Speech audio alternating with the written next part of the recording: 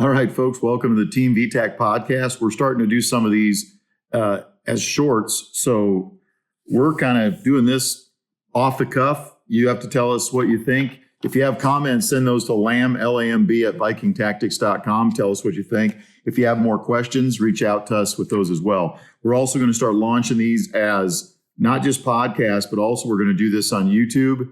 See how it goes. I don't know why you want to see my ugly mug, but hey, whatever you want to do. So we've tried to come up with some names for this. I was actually talking to my daughter. I said, what should we call this? And she said, you should call it lambasting. I'm not sure if I want to call this lambasting, or we could call it fireside chats. Fireside, fire being us shooting guns. My wife said you should call it spun up. I kind of like that one, spun up. That's something I say a lot. And I don't know. We're going to do kind of an open ideas here. So today what I want to talk about is writing a book. And I get a lot of questions on the range that folks say, well, you've written 3 books. I want to write a book. What do I need to know to write a book?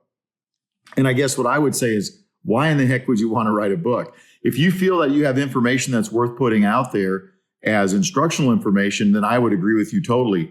If you have always wanted to write a book, then I would agree with you on that too. If you simply want to write a book because you want to write a book, then that's another great reason. What I would say is tackle this project and see where it goes. You may love it. You may hate it. And I can tell you that I absolutely love it when I write. Now, we recorded this once before. My buddy Rich, who puts all this stuff together for us on our podcast, he works for SEG, Rich Spala, and he said, man, you were all disorganized when you did that. And I made a comment several times, and he said he got sick of hearing that. And one of those was, or that comment was, I'm not a professional writer. He said, you only have to say that once. Well, actually, I'm going to take that back, and I am going to say I am a professional writer. And here's why I say that. One, I get paid to write, so I guess that would be the sign of being a professional. I read something last night in a book by Stephen Pressfield. He says, if you get paid to do it, you're probably a professional. So I'm going to say that I am a professional writer. I've only written 3 books, but I do write for Guns and Ammo and some other outdoor magazines. I write for Viking Tactics, and I've done a lot of product reviews and things like that as well. So when I say that, one of the comments that I get, or correction, one of the comments that I have received from folks is, well, I'm thinking about writing a book like this, or I'm thinking about writing a book like that. And I signed up for Masterclass, which I don't know if I would recommend that or not. I did learn a few things. Their message in many of their Masterclasses is probably a little left of where I happen to lean, but some of those were very good. So Dan Brown, I listened to his Masterclass, and Neil Gaiman, another writer that I really enjoy reading Neil Gaiman stuff. I've only read one of Dan Brown's books, and it was very, very good. And then another lady, Margaret Atwood. Now, I've listened to some others, David Baldacci. I also listened to, Malcolm Gladwell. Not a fan of Malcolm Gladwell, and definitely not a fan of David Baldacci. Actually, David Baldacci, I learned stuff from his masterclass, but I've read some of his books. They're just not what I like to read, and they're all fiction. So that's probably part of it. One of the things that they all said, or at least Dan Brown, Neil Gaiman, and Margaret Atwood, they said, write the book that you want to read. That really spoke to me, because sometimes when we're writing, we try to write something that makes sense to other people. And if you would just write the book that you want to read, I think that you would have better luck with that. Okay, so another question, I have guys say, I want to write a book. And I say, well, how much do you read? What books do you read? Oh, I don't read books. I don't have enough attention to read books. All right. If you don't like to read, I think that writing might be a tough trip for you. So if you like to read, or if you want to write, I think you need to be a reader. For me, I generally read history or instructional type books, but I've ventured out into a genre that I wanted to write with, which is fiction. So I've started reading a lot of fiction. I've got a few of those fiction books right here with me now. I don't know if this is going to, I suppose this will show up backwards, but you can figure it out. Hold it up to a mirror if you can't figure it out. Her Dark Silence by Jason Casper. This book, if you listen to the podcast that I did with Jason and then you read this book, you'll be like, holy cow, that's his story made into a female infantry officer. So it's meant to be, I mean, it's his story. That's one. Another one of his books is The Enemies of My Country. So I started reading these books, one, because I figured out that I actually knew this dude. And two, I'd been reading this Joker's books, Jack Carr. This is his latest book, The Devil's Hand. I'd been reading some fiction because I wanted to write fiction. Jack Carr really got me motivated because his fiction books are very easy to read and they're great. Man, they're great. They're great examples of how I would like to write. Jason, same way. Once I ventured into Jack Carr stuff, then I got into Jason stuff. Okay, all that being said, I started reading fiction simply because I want to write some fiction.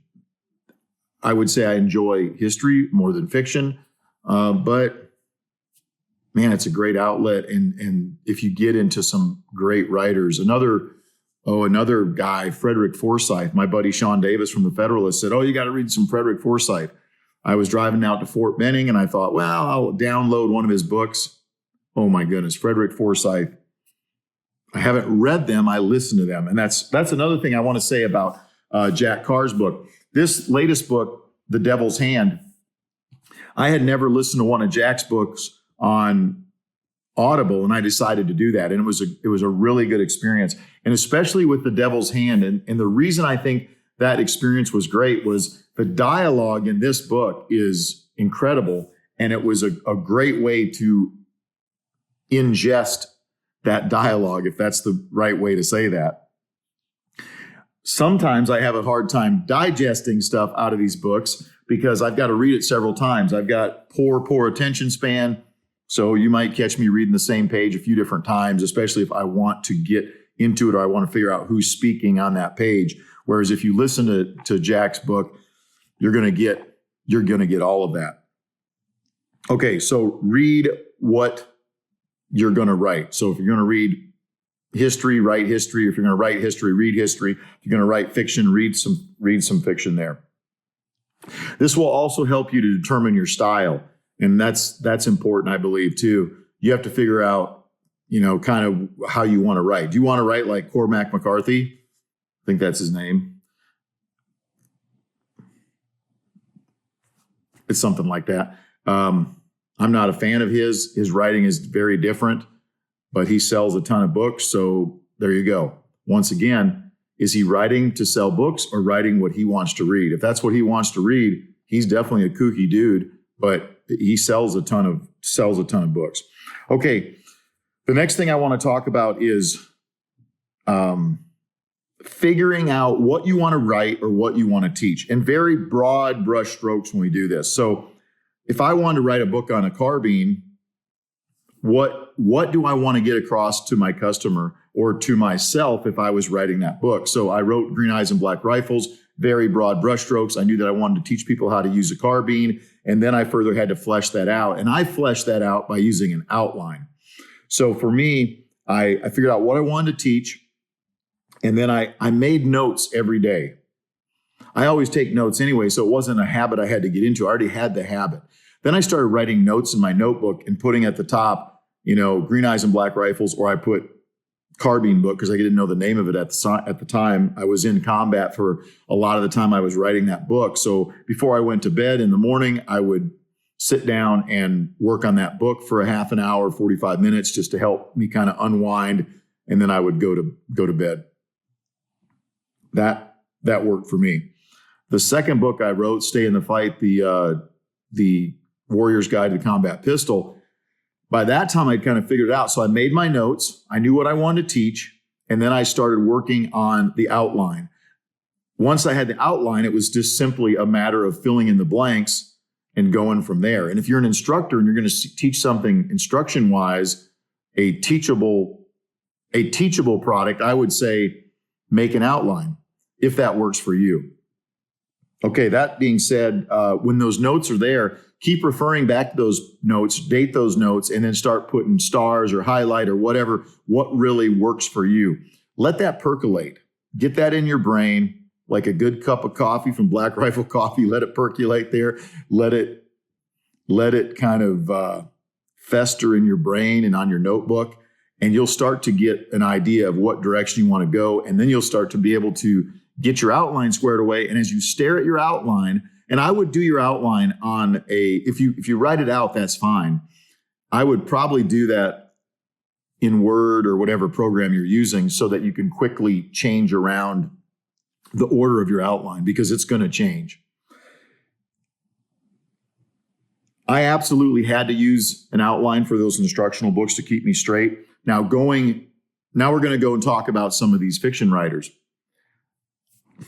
One of the books I read, this is the only Stephen King book that I've read, Stephen King on Writing. And for you that are listening to this on podcast, if you want to see the books, you can go to YouTube and check this out, and you'll see what books I'm talking about.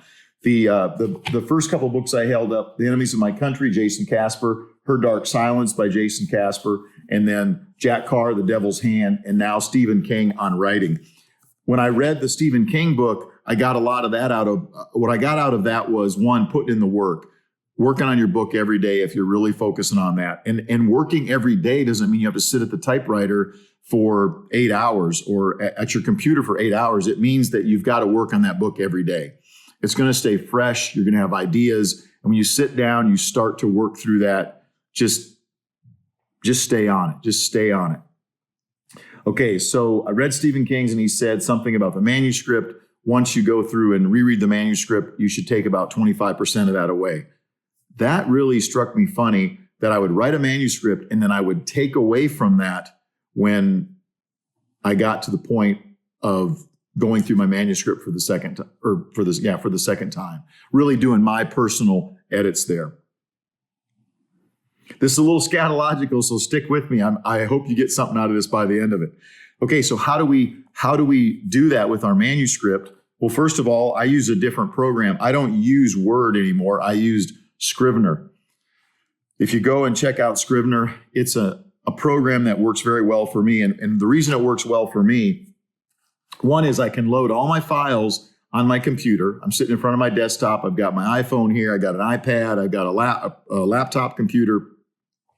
When I type something in Scrivener and I save it, it goes to Dropbox and it updates on all of my machines. So if I'm heading out the door, I always do check. I grab my iPad or I grab my laptop. I make sure that my Scrivener is up to date, because not only am I writing the books that I'm working on Scrivener, I'm writing articles for Guns and Ammo. I'm writing other information down for organizations or for some of the folks that I consult for. And then I always have that information with me. You can do that on Word as well by using Dropbox or whatever program you want to use. But I like Scrivener because it goes in and immediately updates for me. The other thing I like about Scrivener, it allows me to change the order of my chapters by just dragging and dropping that chapter in a different location. This won't work on Word, because if you use Word, what happens with that is you got to put the chapters in a specific order, or you have to write the name of the file in a specific way so that it will go in the correct order. And then if you decide to change chapter order and chapter 20 becomes chapter 3, oh my goodness, now you got to change every chapter number. Whereas with this other program, Scrivener, you drop it in there and it's done. I'm pretty organized when it comes to keeping my gun zeroed and having my gear squared away for teaching a class. But when it comes to what I got going on around me on a daily basis, I got a lot of stuff going on. And part of that is because I have the same attention span as that squirrel that I talked about earlier. So if I don't focus and keep organized while I'm writing, I'll end up with stuff everywhere. So that's why Scrivener is very, very good for me. Okay, that being said, I want to talk about what another way of organizing so that you can be successful. So back to my buddy, Jason Casper. You see that book there? I'm holding it up for you. Those on the podcast, you can't see what's happening, but I've got The Enemies of My Country, a thriller by Jason Casper, held up right here. If you don't know who Jason Casper is, Google him, go buy his books. He's awesome. He's also a former military dude, was a Ranger, went to West Point, base jumper, just a cool cat. So check out his stuff. What he showed me was the way that he does this is he uses cards, and I'm going to try to keep this straight. He has index cards, and he writes down what the act is and then what the scene is below that. So he's got the act, and he's got however many scenes. And if you want to think about what an act is, think about a screenwriter. So when a screenwriter writes a play, they have an act. And in that act, there's different scenes. Think of a scene as the lights go out, the curtain drops or whatever, and then all of a sudden something else happens. In a book, it's different. And if you don't understand that, just read a few fictions and you'll start to see the difference between scenes as you're reading that. The reason he does that is it keeps him organized. You have all these cards. Now on Scrivener, on Scrivener, you have the ability to do that same card layout in the program. So if you get Scrivener, dig in there, and you have that tool to use. You also have character development tools, so you can put the character, you can put a picture of them, you can put their description. So if you want to go back and say, well, what did I say this character was going to carry for a pistol? Or what type of knitting needles did this character use? I mean, I don't know what your fiction is going to be about, but anyway, it's a good tool. I haven't used that tool on Scrivener, but I've been looking at the photos that Jason sent me of his layout of his cards to try to get a better understanding of how he's breaking down everything that he does. Now, when you think about that, how does that gel with what an outline is? Well, an outline is the same thing. But for what he's doing, I think these cards are a much smarter way to do it than my outline, because my outline, it's not really a visual representation of how everything falls into line. With his, he's got act, he's got scenes below that. And I mean, I'm not a smart dude and I can figure that out. Okay, so I've kind of hit on most of that. Once you start to write, there's a few things I want to caution you on. One is you need to figure out what your point of view is. If you're writing a fiction, figure out what the writer's point of view is. I'm not going to give you a class on that because it's something I struggle with too, but figure out what that is. Also, what voice you're going to use. And that doesn't mean if you're going to sound like you're a Brit, I guess that sounds like an Australian, but whatever. Or the Russian, if you're going to sound like, perhaps, yes, no, I will write this book and this was what it will be about. Okay, that's not what I'm talking about when I say your voice. Make sure your voice and the tense of your voice is in the book is consistent. The way that I do that, because I struggle with this big time, I go back and I read what I last wrote and then I can continue with that same voice. For me, it's easy. If all of a sudden I hear how I wrote 2 days ago or yesterday, and then I start to type the way that I'm speaking today, I automatically fall back into line with that. If you don't know what I'm talking about, you probably need to keep working on that to figure out where what voice it is, what present or past tense, or how your point of view is going to be as well. Okay, then another tool that I've been using that I really like, and I haven't used this in a while because it really helped me. And what I mean by that is it helped me enough that I could stop using the tool as much as I had in the past. That tool is called the Hemingway app. It's about $20 and you can put it on your phone. You can put it on your laptop, desktop. I've got it on my laptop, so that's where I use it. The Hemingway app is what it does. And I was a little depressed when I first used this app. Hemingway app is going to tell you what grade level you're writing at. And then it's going to tell you where you're screwing up if you're using too many adjectives, like the big, hairy, bloated, tattooed, smelly army guy. Well, there's too many adjectives there. just say the big army dude or the smelly army dude or whatever you want to say there. It shows you how many adjectives you're using and where you should be to make it a good read. It'll also tell you if you're using something like passive voice, like a cake was baked. Well, how about I baked a cake?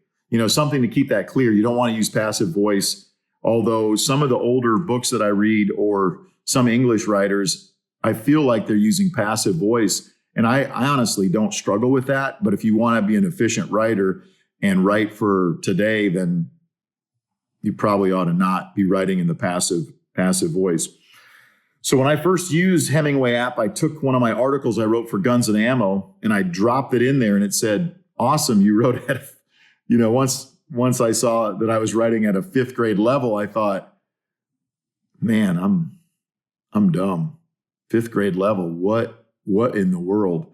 Well, I called Eric Poole, the editor of Guns and Ammo, and you know what he said? He said, great, that means that everybody that reads it will understand it.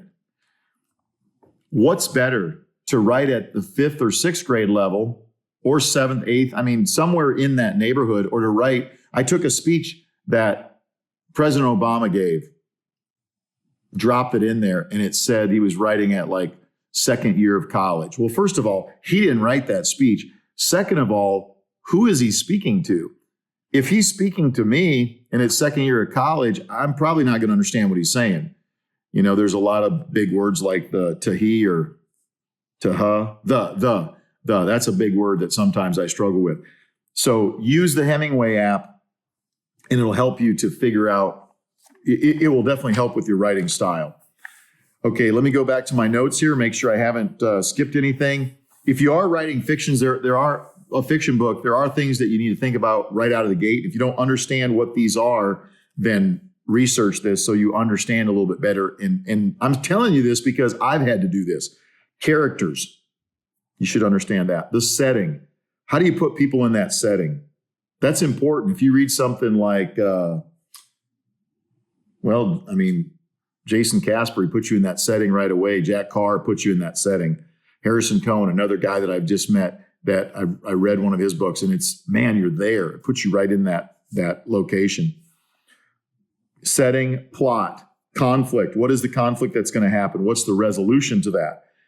Themes, morals. Are you trying to get a point across? Symbolism.